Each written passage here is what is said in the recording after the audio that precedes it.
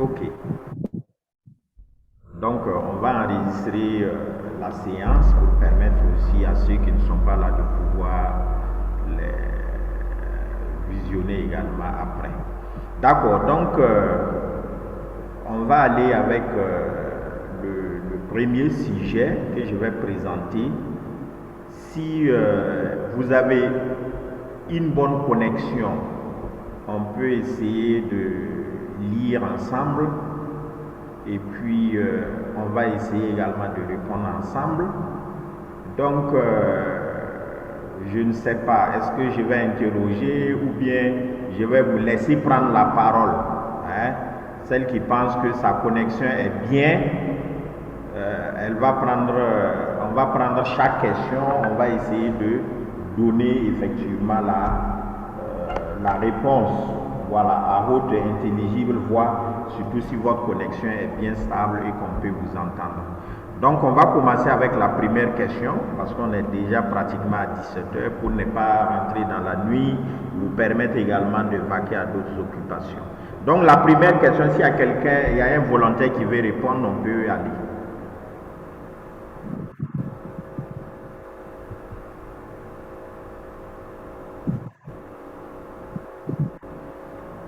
La parole est à qui veut la prendre.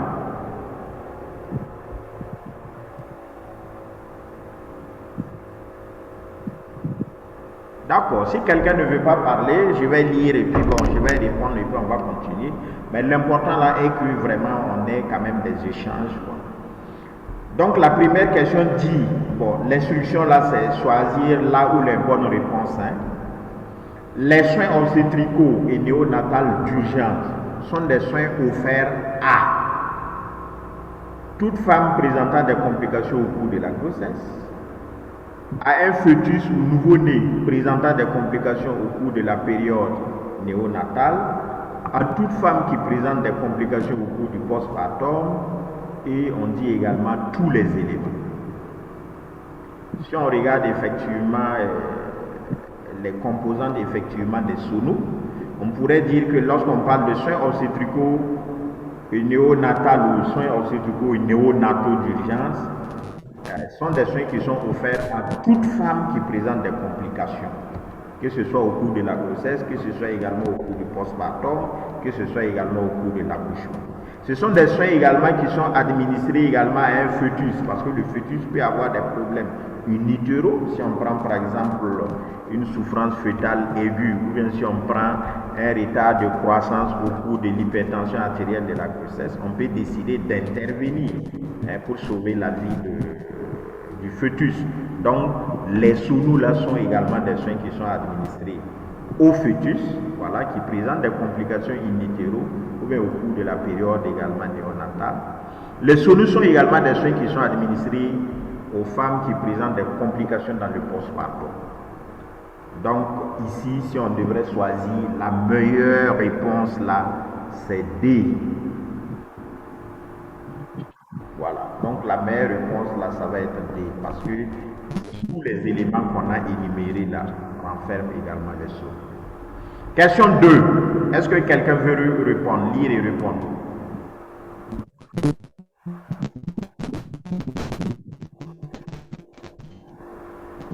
Ou bien vous ne m'entendez pas? Est-ce qu'on m'entend? On vous entend, monsieur Audran. Hein? On vous entend. On entend. D'accord. Donc, Korowat, la deuxième question, lisez et choisissez là où les bonnes réponses. Les principales causes de maladies et de décès du nouveau-né sont infection néonatale, asphyxie, complications de la prématurité, paludisme. Si c'est moi j'avais choisi le A et le C. A et puis C. Infection néonatale et puis complications de la prématurité. Je ne sais pas maintenant. Est-ce que quelqu'un veut dire autre chose?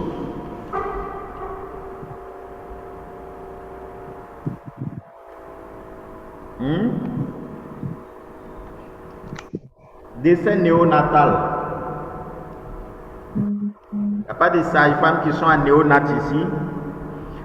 Sinon, en réalité, les principales causes de maladie et de décès des nouveau-nés, ce sont effectivement les infections néonatales, c'est l'asphyxie ou encore détresse respiratoire et ce sont les complications de la prématurité. Il n'y a pas le paludisme, mais c'est les trois premiers. Donc c'est A, c'est B, c'est C. L'asphyxie également, c'est la détresse respiratoire à la naissance. Donc, ça fait partie des causes de décès néonatal. Donc, A, B, C. Question 3. Ok. Oui? Madame Ouattara, c'est bon? Oui, oui. Voilà, ok. Les principales causes directes de décès maternel sont, sauf un.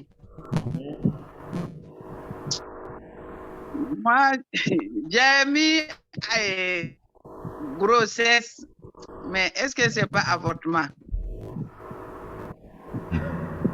Les principales causes directes du décès maternel sont? Sauf un. Il y a les hémorragies, Oui. les infections, Oui. les avortements Oui. et les grossesses. Les grossesses. Donc, les grossesses sont causes de mortalité maternelle. Non. C'est ça qui est la mauvaise réponse là. Les grossesses. Hein? Moi, en tout cas, j'ai mis ça. Ok. Les autres, est-ce que quelqu'un veut intervenir?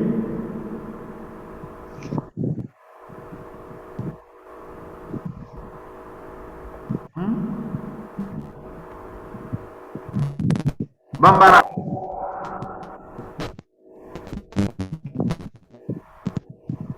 Bambara Nathalie.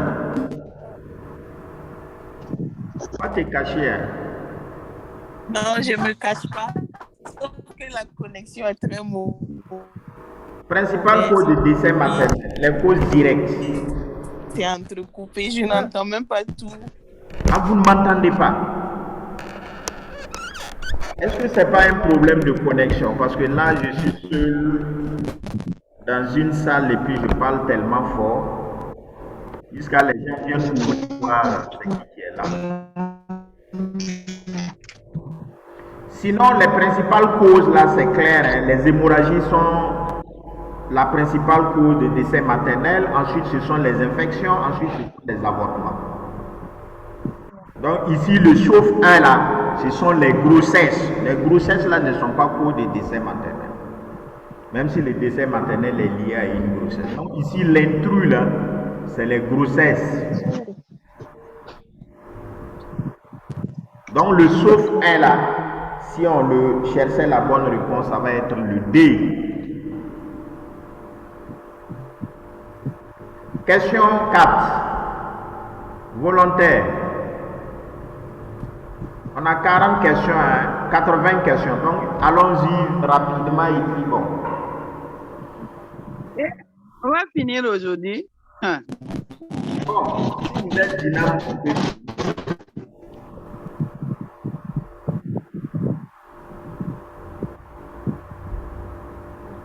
allons-y. Sinon, je vais... Béatrice Ouedraogo. Et puis, Konaté Lassina se prépare. Béatrice, question 4. Konaté, question 5.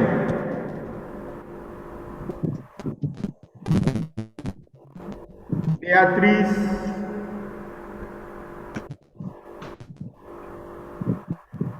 Konaté Lassina.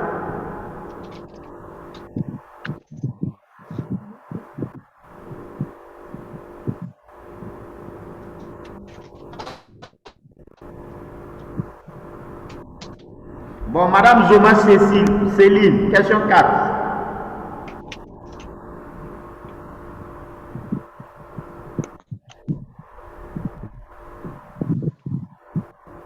Zoma Céline. Bon, les sages-femmes ne veulent pas parler. Madame Ouattara, donc on y va. La plupart des complications obstétricales ne peuvent être prévenues, ne peuvent être prévenues, conduites Inéluctablement.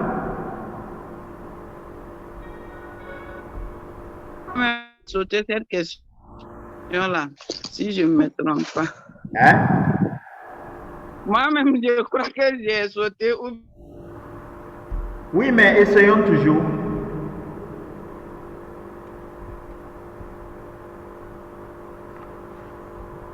Essayons.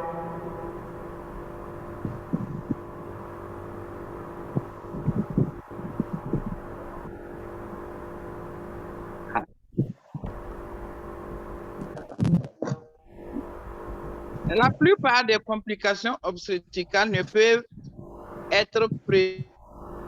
Oui.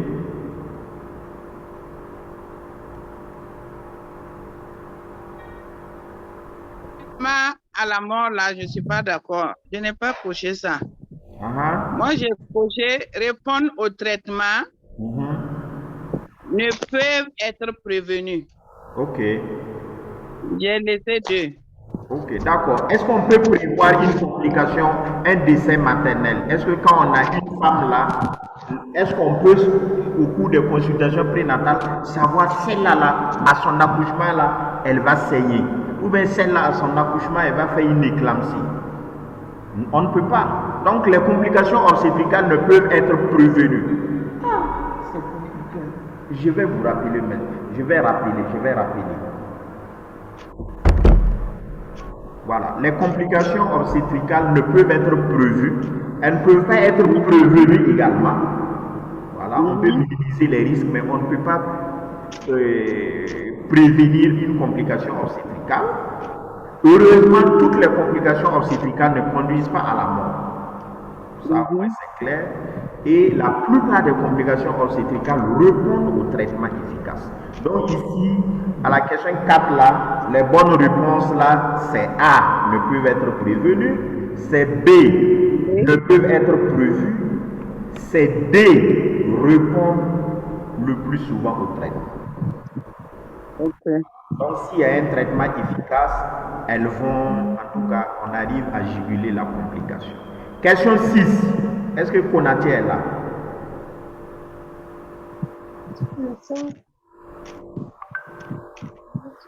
On continue. Donc on y va.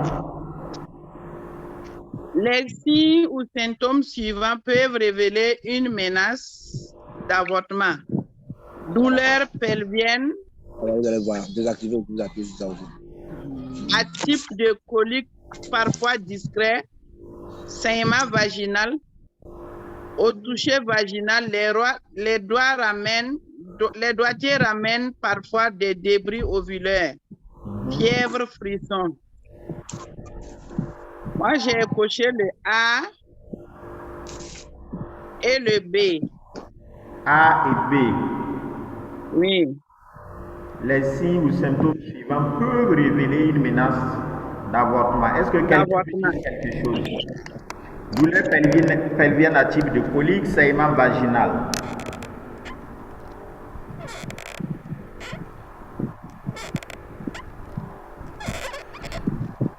Bon, il n'y a pas quelqu'un qui veut répondre. Je pense que vous avez raison. Quand on regarde les autres signes, hein, une femme ne peut pas présenter des frissons ou bien de la fièvre, vous allez dire que c'est menace d'avortement. Si vous avez fait également le toucher vaginal et que les gants ramènent des débris ovulaires, ce n'est plus une menace, mais c'est déjà un avortement incomplet. Donc ici, les bonnes réponses là, ça va être A et B. Ouba Pierre, question 6.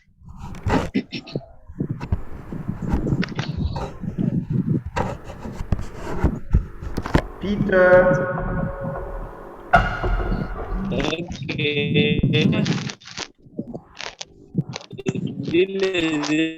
Question 6B. Les éléments suivants Oui. peuvent être la conséquence d'un avortement provoqué. Oui. Petit A, des grossesses extra-utérines. B, des avortements à répétition.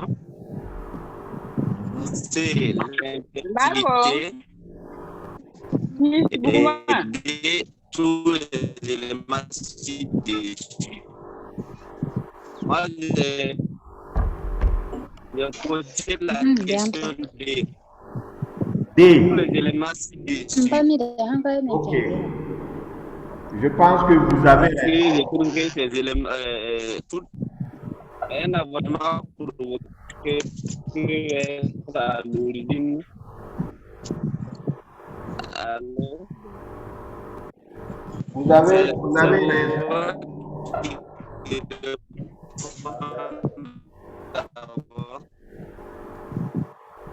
Ah, ta connexion est défectueuse. Hein?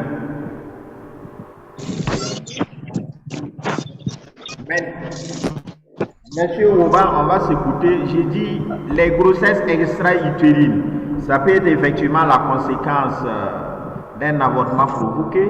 Les avortements à répétition, ça peut être également la conséquence d'un avortement provoqué, qui est parfois une béance du col. Donc, ça va entraîner régulièrement des avortements.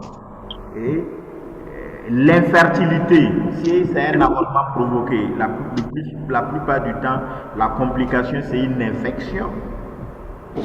Et généralement, l'infection, c'est au niveau des trompes et ça va aboutir à une obstruction des trompes. Et si les trompes sont obstruées, il y aura un problème d'infertilité. Voilà. Donc ici, la meilleure réponse là, c'est les D, tous les éléments. Question 7. Est-ce qu'il y a un volontaire? Oui.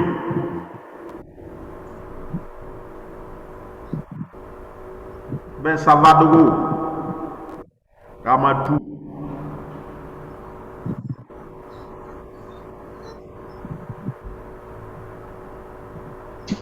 Combien les gens sont connectés et puis les gens ne sont pas? La première étape de l'évaluation. Oui, on y va.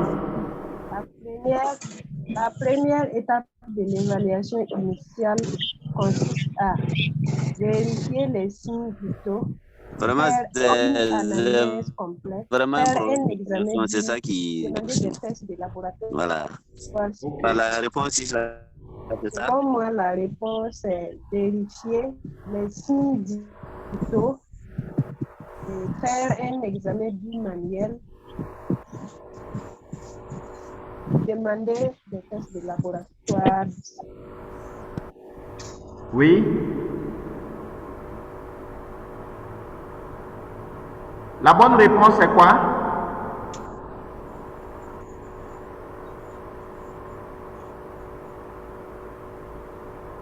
On n'a pas suivi.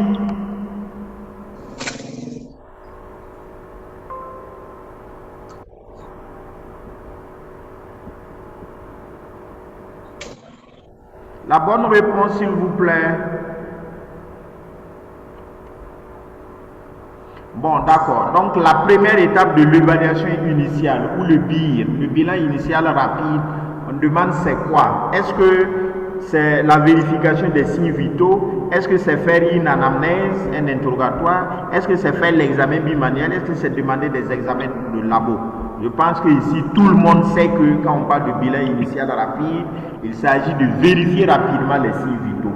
Donc, la question 7, la bonne réponse, c'est le A. Question 8. La meilleure manière de déterminer la taille de l'utérus. Est-ce que quelqu'un veut répondre?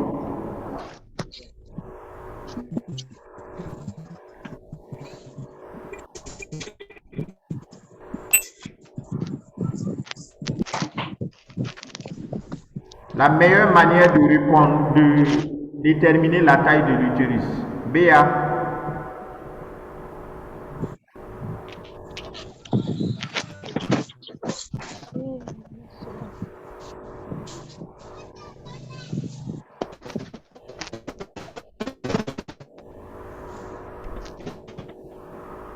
Donc, on va continuer. La meilleure manière pour déterminer la taille de l'utérus, c'est observer le col. C'est clair, vous ne pouvez pas observer le col pour déterminer la taille de l'utérus. Prendre les antécédents de la femme. On ne peut pas prendre les antécédents également et puis savoir la taille de l'utérus. Faire un examen bimanuel, faire un examen abdominal. Donc, la meilleure manière pour déterminer la taille de l'utérus, c'est faire un examen bimanuel, le tissu vaginal combiné au palpé. Ça qu'on appelle également examen bimanuel. Donc, la bonne réponse là, au 8 là, c'est le C. La meilleure manière pour déterminer la taille de l'utérus, faire un examen bimanuel.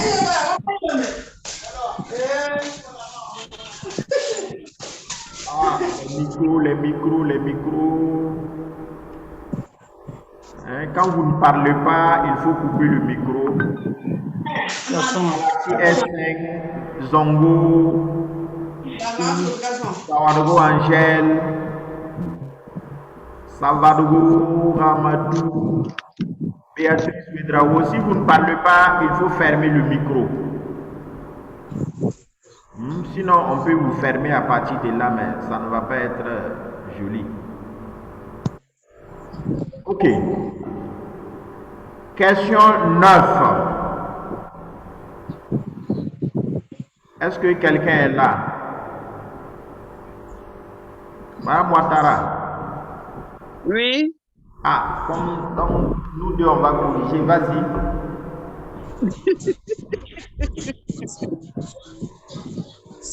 Une femme présentant un saignement vaginal et des signes ou symptômes de grossesse pourrait avoir A. Une menace d'avortement, un avortement incomplet, une grossesse extra-utérine, tous les éléments mentionnés. Si c'est moi, c'est le D. Le D. Le D. Voilà. Tous les éléments mentionnés. Oui. Il parle.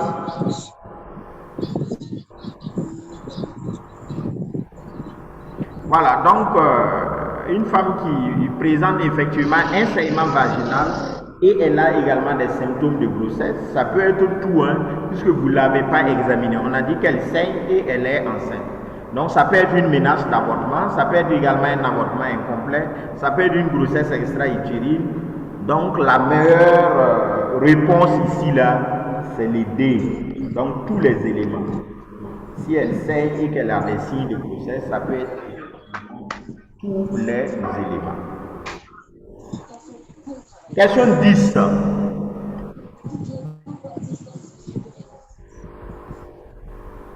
Est-ce que quelqu'un veut répondre?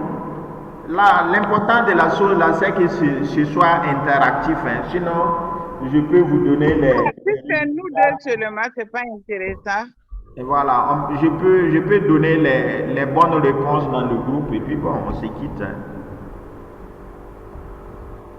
Donc, les autres n'ont pas réagi. Ceux qui ont assez une bonne connexion là, bon, je pense qu'ils vont réagir. Sinon, en attendant, on y va. Forward. Quelles sont les fonctions capitales de soins obstétricaux et néonataux d'urgence de base? Oui. A. La transfusion sanguine, accouchement assisté par voie basse, réanimation du nouveau-né. B. La réanimation du nouveau-né, évacuation utérine pour avortement, administration parentérale des anticonvulsivants, administration parentérale du tonique, délivrance artificielle, accouchement assisté par personnel formé. Toutes les réponses sont correctes. Moi, c'est le D encore, j'ai coché. Le D. Donc, effectivement, les fonctions clés des SONU là, les sonos de base, on a 9 fonctions clés et c'est un peu ce qu'on a cité. Madame, si on regarde le A là, vous voyez que dans le A, il y a transfusion sanguine. Alors qu'au niveau sono de base, on ne fait pas de transfusion sanguine. C'est vrai, c'est vrai. Voilà, donc il y a les autres éléments qui suivent. Ça peut être intéressant, mais du fait qu'il y a transfusion sanguine, là, si vous prenez ça, ça devient compliqué. Donc, pour être vraiment juste là, c'est les deux qui sont au milieu que l'on peut prendre. C'est-à-dire la réanimation du nouveau-né, le B là, et le C. Là où il y a administration parentérale d'utérotonique. Vous ne pouvez pas dire que tout est correct pendant qu'au niveau du A, il y a transfusion sanguine. Alors qu'au niveau... Ça, c'est vrai. Voilà. Donc, parfois, ce sont des questions, des petites questions comme ça, avec de petites erreurs là. Ça va vous faire croire que c'est juste, alors que ce n'est pas juste. Ok. Voilà. Donc, on va continuer. La question 11. Les audits de décès maternel ont pour but de éviter d'autres décès maternels, identifier les agents indélicats, corriger les dysfonctionnements, aider la famille à savoir ce qui s'est passé. Moi, j'ai choisi le A et le C. A et C. Donc, l'objectif de l'audit, là, ce n'est pas de rechercher un coupable. Et ce n'est pas également pour la famille que l'on fait l'audit. On fait l'audit de décès maternel vraiment pour éviter d'autres décès à l'avenir et surtout corriger les dysfonctionnements si on les a. Donc, les bonnes réponses pour la question 11 là, c'est effectivement A, éviter les décès maternels, C, corriger les dysfonctionnements. Question 12. S'il y a quelqu'un qui veut parler, il peut prendre la parole. Sinon, nous, on continue. Merci. Je peux? 12. Ou bien s'il y a des problèmes aussi, il faut vous exprimer. Et puis, vous pouvez écrire également dans les chats là. Il y a une partie, quand vous cliquez, vous regardez en haut là, vous voyez chat, ça veut dire conversation. S'il y a quelque chose, vous pouvez écrire là-bas. Je peux. Le problème, c'est que bon, nous sommes novices dans ça, donc on ne comprend pas beaucoup de choses. Ah, vous ne comprenez pas beaucoup de choses. C'est calme. Voilà. Hein? Par exemple, la question numéro 6. La question de... Je dis le système est nouveau pour les systèmes. Ah, c'est comme ça. est nouveau pour nous. D'accord. Il n'y a pas de problème. Donc, suivant, je pense que c'est ça aussi, la formation, c'est l'apprentissage. Donc, vous découvrez également une nouvelle technique également d'apprentissage. Vous pouvez parler. Ok. La grossesse extra-utérine peut être due à aux avortements provoqués clandestins. Je choisis. À la salpingoplastie, je choisis. Aux malformations pubaires, je choisis. Donc, la réponse D, tous les éléments suscités. La réponse D, qui est la réponse selon moi. La réponse? D. D. Les éléments suscités, oui. Ok. Effectivement, on a vu une question qui ressemble un peu à ça plus haut.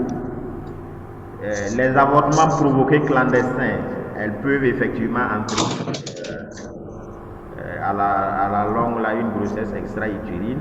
La salpingoplastie, c'est le traitement de l'obstruction tubaire. Généralement, on fait une intervention pour déboucher la trompe. L'autre versant là est que ça peut entraîner une grossesse, mais une grossesse extra-utérine. Voilà pourquoi il y a beaucoup d'auteurs qui ne recommandent pas que l'on fasse le traitement cas des obstructions tubaires, il faut aller à la procréation médicalement assistée. Les malformations tubaires, si les trompes là sont mal formées, ce qui va se passer est que c'est un risque de grossesse extra-utérine. Donc, effectivement, ici, la bonne réponse est la question D. Merci, Ramadou. On peut continuer. La question 13, tu peux continuer. Une grossesse extra-utérine rompue peut se manifester par A. Douleur pelvienne aiguë en coup de poignard. B. Un état de choc hémorragique. C. Un cri à la pression de l'ombilic. D. Tous les éléments. J'ai choisi tous les éléments. Voilà. Donc ici aussi, sans embâche, c'est assez simple. C'est la question D. Donc tous les éléments. Lorsqu'il y a une grossesse extra-utérine qui est rompue, généralement le premier signe, c'est une douleur en coup de poignard. Et rapidement, le malade va tomber dans un état de choc hémorragique. Lorsque vous mettez le doigt sur l'ombilic, c'est douloureux. Parfois, le malade va crier. Donc ici également, il fallait choisir également D pour dire que c'est tous les éléments qu'on a cités. Les modalités du traitement de la grossesse extra-utérine sont, donc il y a plusieurs moyens thérapeutiques. Les modalités du traitement de la grossesse extra-utérine sont le traitement médicamenteux, le traitement chirurgical, le traitement antirétroviral, le méthotrexate. J'ai choisi le B et le D. Le B. J'ai choisi le B et le D. Traitement chirurgical et puis méthotrexate. Oui. Oui. Ah bon? Pourquoi pas le A donc?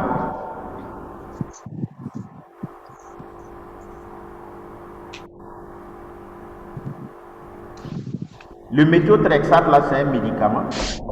Oui. Bon pour nous. Excusez, j'aurais choisi le A et le B s'il n'y avait pas la précision du D. Mais comme ils ont précisé... D'accord. Donc, c'est bien ça aussi l'objectif. J'ai posé la question expressement parce que quand on parle de traitement médicamenteux de la grossesse extra-utérine, le médicament qu'on utilise là, c'est le méthotrexate. Alors qu'on dit de choisir la bonne ou la meilleure réponse. Donc, si vous dites le traitement médicamenteux, vous restez global. Mais si vous dites par exemple que c'est le méthotrexate que l'on utilise, vous dites effectivement le médicament que l'on utilise. Donc ici, effectivement, les meilleures réponses, ça va être le traitement chirurgical et le traitement médicamenteux qui va se faire avec le méthotrexate. Voilà, donc les modalités, la grossesse extra-utérine, il y a un traitement qui peut être médicamenteux et le traitement peut également être chirurgical. Et chez nous, dans notre contexte, du fait que le diagnostic est le plus souvent fait tardivement, le traitement est toujours chirurgical et c'est la laparotomie vraiment mutilante. On est obligé de couper la trompe et puis jeter. Alors que le traitement médical, c'est ce qu'on appelle également le traitement conservateur. Il permet de conserver la trompe si, par exemple, la grossesse est vue vraiment très vite. Donc, merci. Est-ce que quelqu'un d'autre veut encore intervenir? Les soins après avortement 15.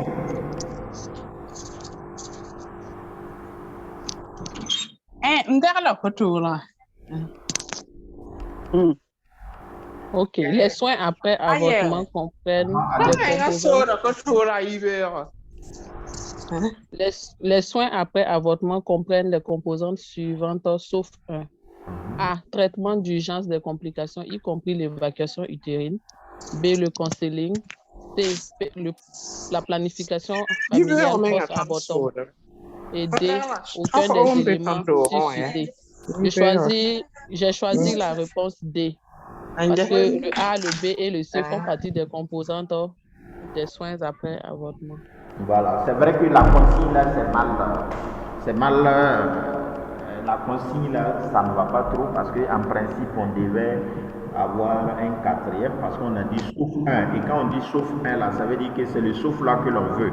Mais ici, on a dit aucun des éléments. Donc, souvent dans la formulation la question, ça n'a pas été bien précisé, mais il faut savoir que les 3 premiers là, ce sont effectivement des composantes des soins après avoir. Tous les 3 sont des composantes des soins après avoir. Les autres composantes, c'est quoi? Les autres composantes qui manquent. Amadou.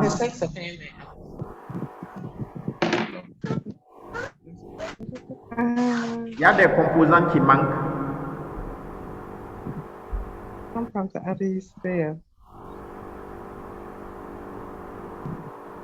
Donc les autres composantes là, c'est lien avec les autres services de SR et lien également avec la communauté ou encore l'intégration de la communauté. Donc il y a au total 5 composantes après avoir.